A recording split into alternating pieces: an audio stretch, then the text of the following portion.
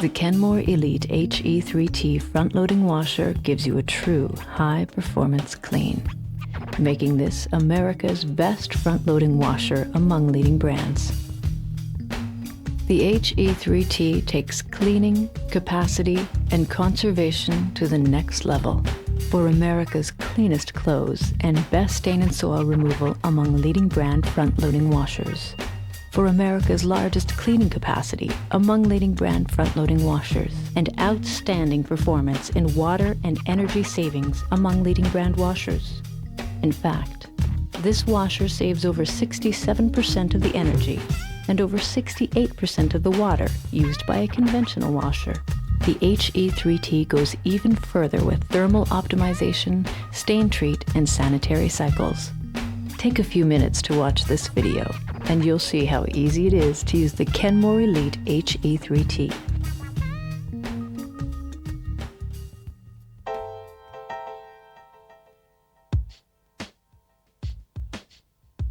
Notice the door opening. It's a larger opening than you'll find on other front loaders, easier to see what's happening, and to load and unload the washer.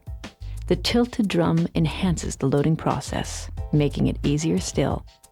The exclusive pedestal option is also available for this washer. The pedestal elevates the washer for less bending and stooping when loading and unloading.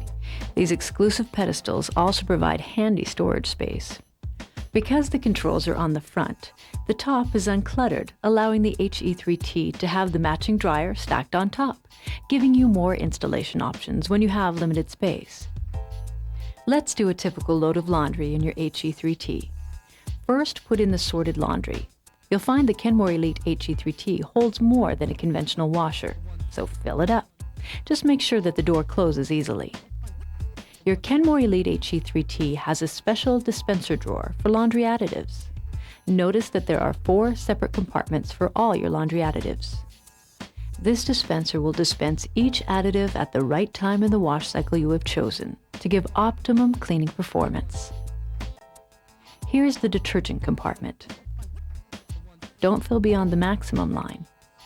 Use the same detergent in the pre-wash compartment here if you want to pre-wash. For outstanding cleaning performance, we recommend using a high-efficiency detergent to the maximum line. If you use regular detergent, use less. In fact, use only about 1/2 of what you normally might use. Your clothes will still get clean. Notice the detergent separator. It is located in the back position, ready for using powder detergent. If you would like to use liquid detergent, move the separator forward.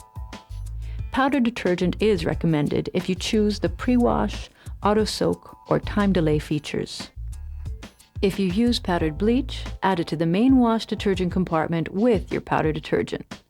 For best results, use powdered detergent with powdered bleach. If you use liquid color-safe bleach, add it to the main detergent dispenser with your liquid detergent. For best results, use liquid detergent with your liquid color-safe bleach. This compartment is for liquid chlorine bleach.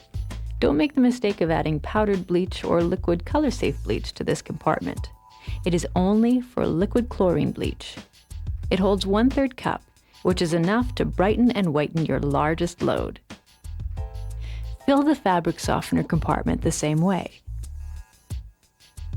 If you chose the pre-wash or auto-soak option, you can add additional detergent in the pre-wash compartment here. The dispensers can be easily removed and cleaned at any time. Now we're ready to shut the door, set the controls, and start the machine.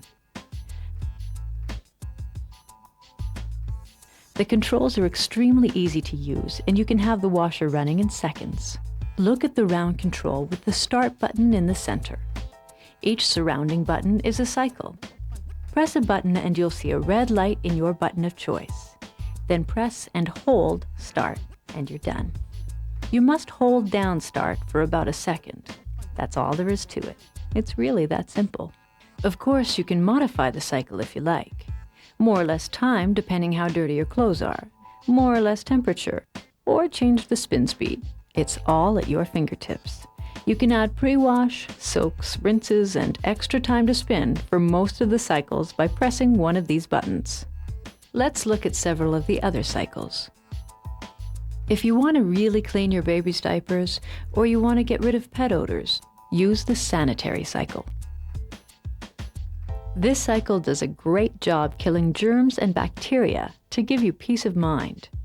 The cycle boosts the water temperature to over 150 degrees, even if your home water heater is set to 120 degrees. Again, saving you money because you only get the heat when you need it. The wool cycle is for washable woolens with a felt-free finish. The cycle will cradle your garments and gently moves your woolens through the wash water to give you less shrinking and pilling. The cycle may save you a trip to the dry cleaners. When used in conjunction with the heated dryer rack in the Kenmore Elite HE3T, you'll have that sweater you want for that meeting tomorrow morning.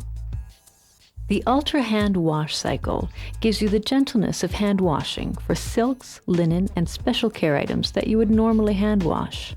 It uses cold wash and rinse temperatures, extra low-speed intermittent tumbling, and extra low-speed spins.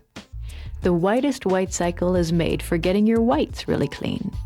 Just add detergent and 1/3 cup liquid chlorine bleach to the dispenser and select this cycle for optimal whites cleaning. Here's Express Wash. This cycle gets lightly soiled small loads ready for the dryer in less than 35 minutes. The cycle finishes with a very high spin speed to reduce drying time. If you have small children, you can easily lock out the controls. Just press this button, hold for 3 seconds, and look for the light to come on. To unlock, press and hold the button again for 3 seconds. The controls can be locked out either while the washer is running or while it is sitting idle. With this new washing technology, you'll find that your washer works differently than the one you previously owned. Don't be surprised if your Kenmore Elite HE3T sounds different than a conventional washer. At the beginning of a wash cycle, you will hear a distinctive click that tells you the door has locked. The washer then sprays water into the drum and you will hear a click again, indicating the door has unlocked. After a brief pause, the door will lock again and go through the wash cycle. This is normal and is a safety feature for you and your family. Through most of its cycles, this washer is extraordinarily quiet.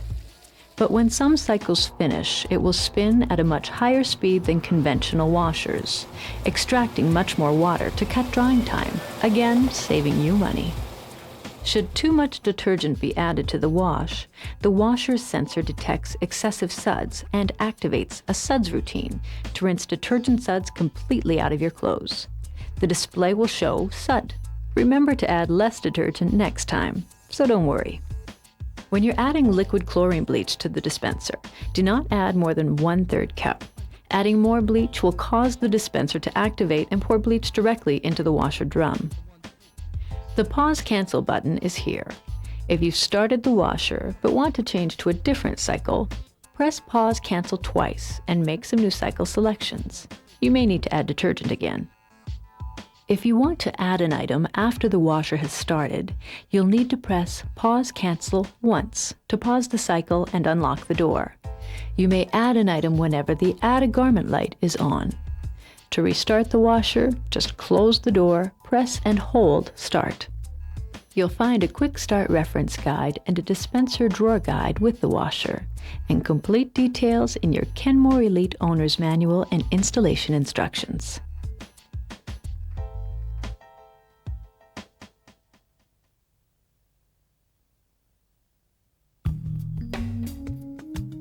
If you are installing both the washer and the dryer, we recommend that you install the washer first.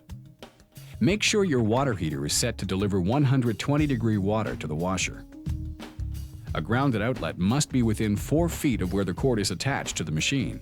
Do not use an extension cord to get power to the washer. Gather the few simple tools you'll need for the installation: a flashlight, an adjustable wrench, or better still, 2 open-end wrenches, 5/8 and 1/2 inch.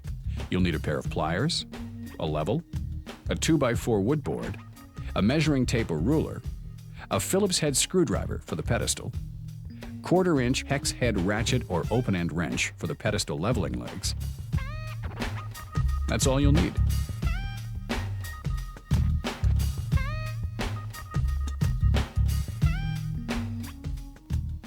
Check that you have all the parts supplied with your new washer. a beaded tie strap, and 4 transport bolt hole plugs. Before you install your new HE3T front loader, be sure to record your model number, serial number, and purchase date in your owner's manual. Refer to the owner's manual for full description of the installation process. Now you're ready to begin. First, move the washer to within 3 feet of its final position. This is a heavy washer, and 2 people are needed to move the washer. If your floor covering is easily scuffed, you may want to use a large piece of corrugated cardboard or a throw rug under the machine as you slide it. If you are moving the washer in a dolly, never rest the curved front against the dolly or push or pull the front with a great deal of force. Handle the washer by the sides or back. If hoses are attached to the back and you are moving through a narrow door, you may need to remove the hoses temporarily. On the back of your HE3T washer, you'll find the 4 transport bolts that hold the drum in place while the washer is being shipped. You'll have to remove these 4 bolts to free up the suspension. You can easily find the bolts because each one is tied to the power cord. Just unscrew each bolt about ½ an inch using your 1/2 inch or 13mm wrench, and slide the bolts and their plastic collars to the side. You may need to wiggle each one a bit, but you'll be able to pull out a long plastic spacer with a metal wire attached. Be careful not to drop the plastic spacers in the washer. Slide the power cord out of each spacer. Discard all 4 of the transport bolts. You will not need them again. Once the bolts are out, fill the holes with the transport bolt hole plugs. Just slip them in and push to the side. If you have a standpipe, measure its height and diameter with your ruler. It must be at least 2 inches in diameter. It must be at least 30 inches high, but no higher than 8 feet. Uncoil the corrugated drain hose stored in the recess in the back of the machine and hook the drain hose into your standpipe or sink. Uncoil the inlet hoses and attach the hoses finger tight to the hot and cold faucets, being careful not to cross-thread the couplings. The red colored inlet is for hot, blue is for cold. Use your pliers for an additional 2/3.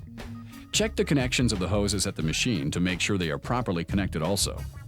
Slowly open each faucet and check for leaks at both the faucet and rear of the washer. You're almost done. Use the beaded strap to secure the drain hose to a tub leg or standpipe. Water comes out with a good deal of force, and the hose may whip around if not fastened in place. Drape the power cord from the rear of the washer over the top. Check the level of the washer. If you need more or less height, tip the washer back slightly and use the 2x4 to hold it up as you screw the foot up or down. Once you have a level machine, use your wrench to tighten the jam nut against the underside of the washer. This locks the foot in place so it doesn't change height as the machine moves. All 4 nuts must be tight or the washer will slip out of the level position. Move the washer into its final position. Check the level again. If necessary, loosen the jam nut and make minor adjustments. Be sure to use your wrench to tighten the jam nut against the underside of the washer once leveling is complete. It is important that the washer is level and that the jam nuts are tight because the washer can cause excessive vibration during spin. Collect all tools, dispose of all packaging materials, plug in, and you are ready to do some wash. If your washer has a pedestal, check the level of the washer from side to side and front to back. Locate the 1/4 inch hex head on the top of each pedestal foot. Reach inside the pedestal and use a 1/4 inch hex head ratchet or open-end wrench to adjust the feet up or down as needed to level the washer. Once the washer is level, slide the washer to its final location. Check the level again. Complete any further adjustment as needed. Pull both drawer slides out and reassemble the drawer to the drawer slides with the 2 Phillips head screws you removed when disassembling the drawer. Close the drawer and you're done.